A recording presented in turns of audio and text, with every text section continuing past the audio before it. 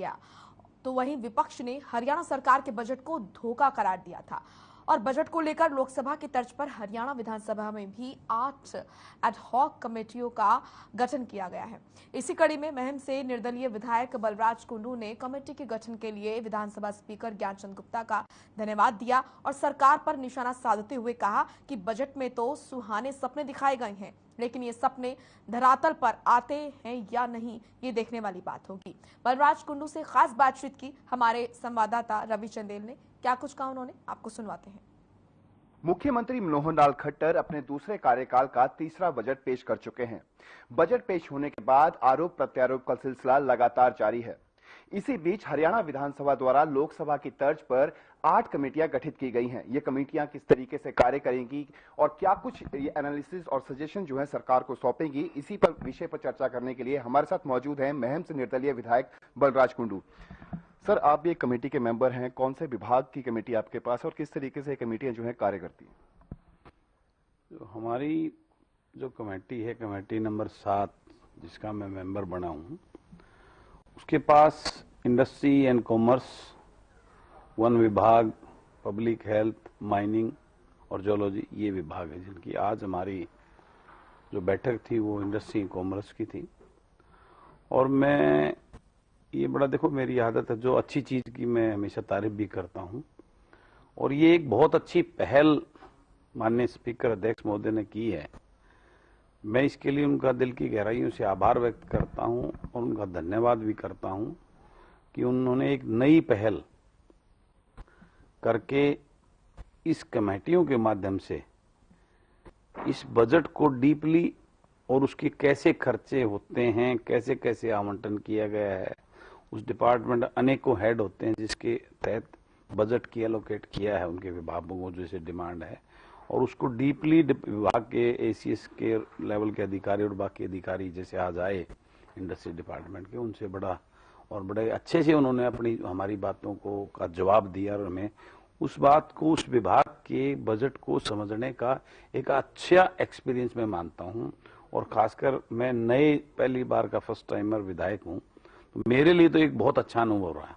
और मेरा तो ये है कि ये कमेटियां और बढ़ाकर हर विभाग के बजट को इस प्रकार से समझने का मौका देना चाहिए, लेकिन उसके लिए समय ज्यादा लग जाएगा।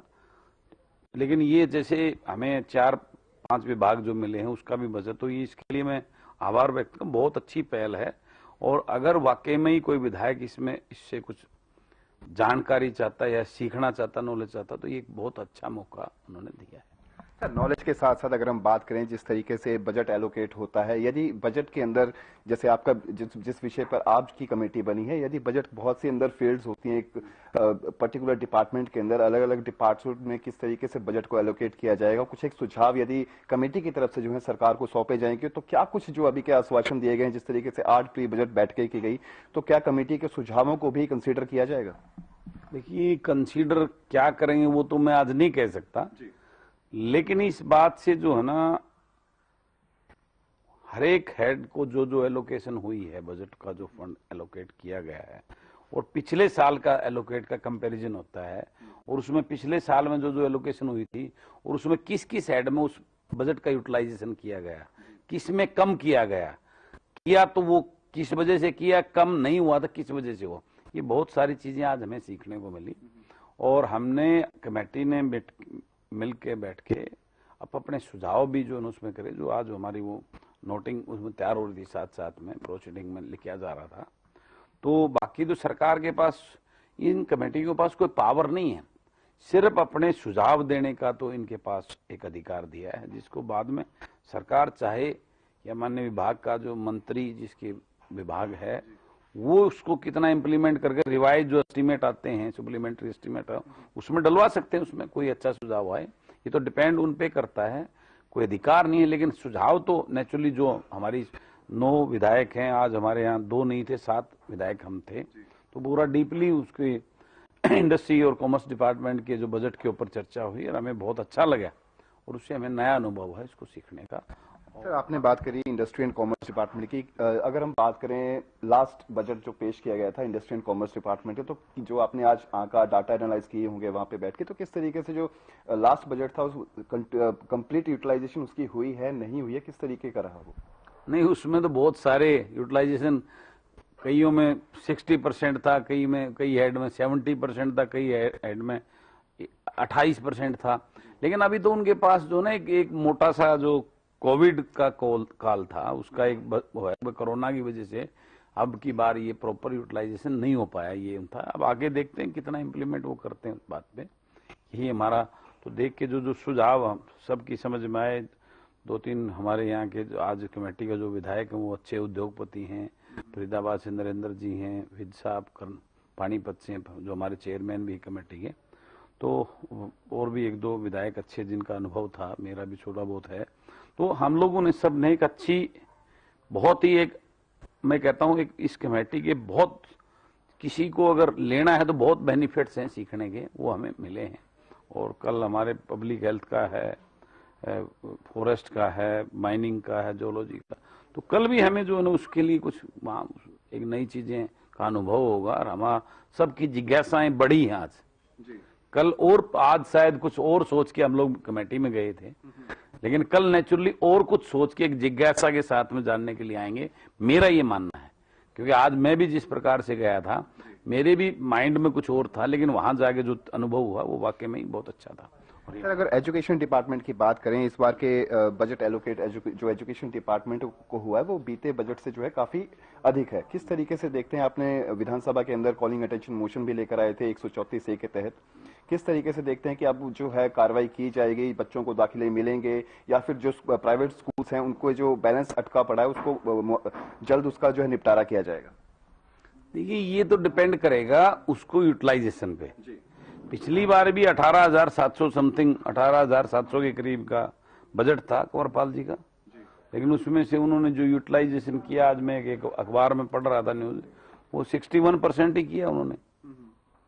तो ये तो अब जो बजट आया है, मुझे एजुकेशन का डीपली पर हेड तो मैंने अभी चेक नहीं किया है, क्योंकि हमारे सारे टैबलेट्स में वो चीजें हैं, वो मैं नहीं पढ़ पाया, कल ही तो मिले हैं। लेकिन जो मोटा मोटी मुझे उस बात का थोड़ा पता लगा है कि तो अलग से कोई स्पेशली कोई ना 134A के लिए कोई स्पेशल कोई हेड इन्होंने जो है ना के अंदर वो उसका प्रोविजन किया है।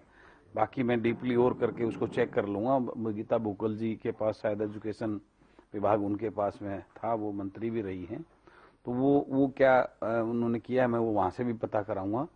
लेकिन जिस प्रकार से जैसे इन्होंने एलोकेशन पिछली बार की थी, 7,000 खेतों को देंगे पर एकड़, जो धान की फसल को चेंज, वो कौन सा दे दिया किसी को?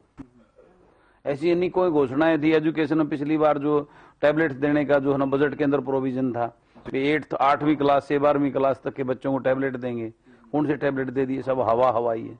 पिछली बार जो है बजट के अंदर इन्होंने लिया था, गुरुग्राम और पिंजौर के अंदर जो है ना वो फिल्म सिटी बनाएंगे, बनगी फिल्म सिटी, फिल्म तैयार होगी, कई फिल्में जनता ने जरूर नहीं फिल्में तैयार कर दी, लेकिन वो फिल्म सिटी जो पिंजौर और गुड़गांव में तैयार हो, उसका कुछ आगे पीछे कुछ नहीं है।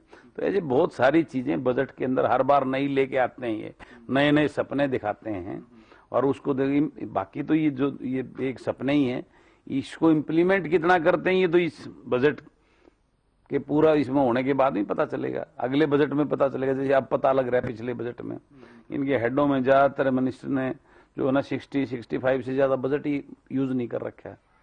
तो वो क्या, पिछली बार का जो अगर पंचायत विभाग का बात करें तो मात्र 35% बजट भी यूटिलाइज नहीं हुआ है, 35% भी। दुष्यंत जी बड़ी बड़ी बात करते हैं, डेवलपमेंट की बात करते हैं, उसकी बात करते हैं मुख्यमंत्री, तो कौन सा बजट हो गया? तो ये तो बात, जब तक इस बजट का यूटिलाइजेशन प्रॉपरली ना हो जाए तब तक ये तो खाली जो है ना प्रस्ताव, इस प्रस्ताव का क्या फायदा? लोगों को बेनिफिट तभी मिलेगा ना जब उस चीज को इम्प्लीमेंट करेंगे। सर, इस बार के बजट के अंदर जो है खास तौर पर अगर हम बात करें अर्बन लोकल बॉडीज की या फिर पंचायती राज की, खासी तवज्जो जो है इन विभागों को दी गई है। एक तरह से छोटी सरकार इन्हें कहा जाता है।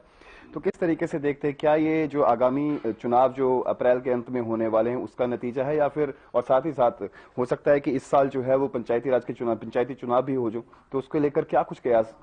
देखिए, इन दोनों विभागों का जिस प्रकार से बजट का बढ़ा के एलोकेट किया है, ये तो बिल्कुल क्लियर कट नजर आ रहा है कि चुनाव, ये जो, मैं खाली इस बजट की बात मत करो, 2 विभागों की, भारतीय जनता पार्टी का हर एजेंडा चुनाव को लेके ही होता है। उनका एक सूत्री एजेंडा है वोट कैसे ली जाए, उसी के ध्यान में रखते हुए सारी कार्रवाई की जाती है उनकी। वो टारगेट उनका, कभी एक चुनाव जीतने के बाद नेक्स्ट की तैयारी उसी दिन से अगले दिन से कर लेते हैं, ये तो रुकते ही नहीं है। तो इनके तक इस पार्टी के अंदर बहुत बड़ी खासियत कहना चाहूंगा, उस टारगेट को अगले को जीतती या हारती है, फिर अगले के लिए टारगेट रख देती है। तो उस एजेंडे में तो ये 5 के 5 साल काम करते हैं। ये तो बजट की बात है। अब तो विद इन 2.5 साल के अंदर जो है ना, आपके सारे आधा समय जा चुके हैं। आधा समय का मतलब तो अगले पड़ाव की तरफ, चुनाव की तरफ हो जाता है। आने वाले 1-1.5 साल के अंदर जो है ना, लोकसभा का हो जाएगा चुनाव, फिर उसके बाद में विधानसभा आ जाएंगे, बीच में जो है ना और पंचायत चुनाव हैं, नगर निगम की घोषणाएं कर रखी हैं, फिर जो मेयर के चुनाव आ जाएंगे बीच में। तो ये प्रक्रिया, तो अब चुनाव का अब जो बाकी बचा हुआ समय है, ये चुनाव का ही समय तो चलना है। तो उसी को देके सारी चीजें की गई हैं। ये तो अंडरस्टूड बात है, इसमें कोई दो राय नहीं है। बहुत बहुत शुक्रिया। तो ये थे हमारे साथ महम से निर्दलीय विधायक बलराज कुंडू, जिन्होंने साफ लफ्जों में कहा कि विधानसभा स्पीकर द्वारा जो कमेटियां गठित की गई हैं, इससे काफी कुछ सीखने को मिल रहा है और सरकार को जो सुझाव दिए जाएंगे, देखना होगा कि सरकार उन सुझावों पर कितना इंप्लीमेंट करती है। साथ ही उन्होंने कहा कि बजट के अंदर बहुत से सुहावने सपने जो हैं वो प्रदेशवासियों को दिखाए गए हैं, लेकिन देखना इस और भी दिलचस्प होगा कि क्या वो धरातल पर इंप्लीमेंट हो पाते हैं या नहीं। चंडीगढ़ से हर खबर हरियाणा के लिए रवि चंदेल के साथ कैमरा पर्सन किशन। चलिए फिलहाल इस बुलेटिन में इतना ही। आप देखते रहिए